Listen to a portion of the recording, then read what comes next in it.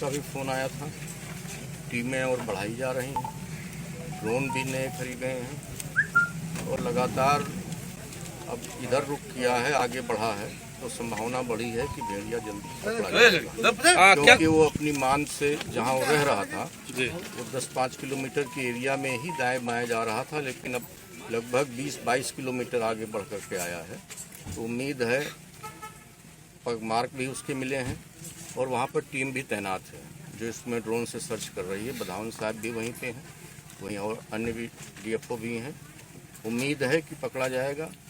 माननीय योगी आदित्यनाथ जी भी इसकी समीक्षा कर रहे हैं और उन्होंने कड़े निर्देश दिए हैं। और आपने देखा कि इसी केस से संबंधित 2 बार प्रमुख वन संरक्षक आदरणीय रेणु सिंह जी आ चुकी हैं।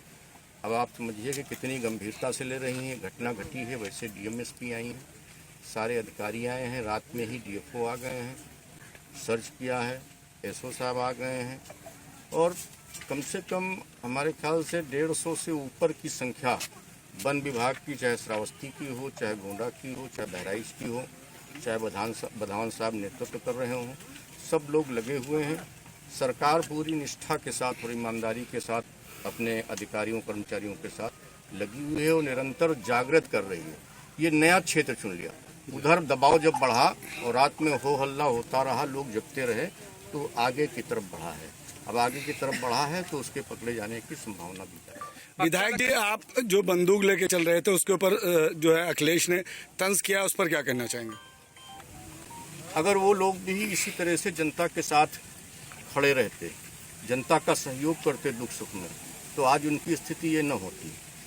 अगर हम रात में जनता के लिए, जनता का मनोबल बढ़ाने के लिए हम उनके साथ अपनी राइफल लेकर के, लाइसेंसी राइफल लेकर के चल रहे हैं, उनके साथ जाग रहे हैं गांव में, तो उनको कौन सी दिक्कत आ रही है?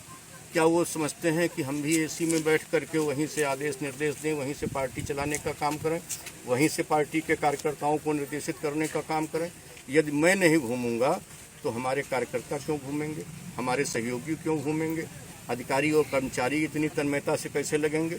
इसलिए जैसी सरकार होती है, जैसा नेतृत्व होता है, उसी तरह से अधिकारी और कर्मचारी भी काम करते हैं। जनपद बहराइच में विगत 2 माह से इस प्रकार की घटनाएं संज्ञान में आ रही हैं कि भेड़िए के कारण जो है छोटे बच्चों को या अन्य को जो है बार जो है चोटें लग रही हैं या कई जो है मृत्यु हुई है। कुल मिला के जो है विगत दिनों में 7 इस प्रकार की घटनाएं संज्ञान में आई थी और उसमें जो हमारे माननीय जनप्रतिनिधि हैं, जो पुलिस विभाग है, वन विभाग है, जो अन्य विभाग है, पंचायती राज, राजस्व, विकास विभाग, ये सब लोग मिलकर काम कर रहे हैं। इन सब की यही है कि जन जागरूकता के माध्यम से लोग जो है खुले में ना सोएं, अपने घरों के अंदर सोएं या फिर छतों पे सोएं और कुछ दिन तक एहतियात रखें।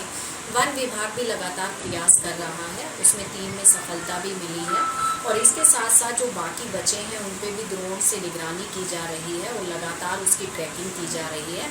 और मुझे जल्दी ही उम्मीद है कि जब सभी लोग मिलकर काम करेंगे तो जल्द ही हम उन लोगों को पकड़ लेंगे और इसमें गांव में जागरूकता का कार्यक्रम भी निरंतर चलता रहेगा। कितनों की मौत हुई है, मुआवजा कितनों को दिया गया है आपके द्वारा? मुआवजा जो है जितने भी प्रमाणित हो गए थे उन सबको हम लोगों ने दे चुके हैं, 4 लोगों को दिया जा चुका है और बाकी जो है 2 में अभी कुछ अलग से रिपोर्ट आनी बाकी है। तो जब वो रिपोर्ट आ जाएंगी तो उसके बाद भी उनको दे दिया जाएगा। और इसमें जो शासन है बहुत संवेदनशील है, लगातार पीएम की रिपोर्ट आने के तुरंत बाद जो है वो उनको मुआवजा दे दिया जाता है और हम लोग पूरी तरीके से प्रतिबद्ध हैं कि हम कोई भी जो है धनहानि जनहानि किसी की नहीं होने देंगे। कितना मुआवजा दिया गया था? इसमें 5 लाख रुपए की धनराशि दी।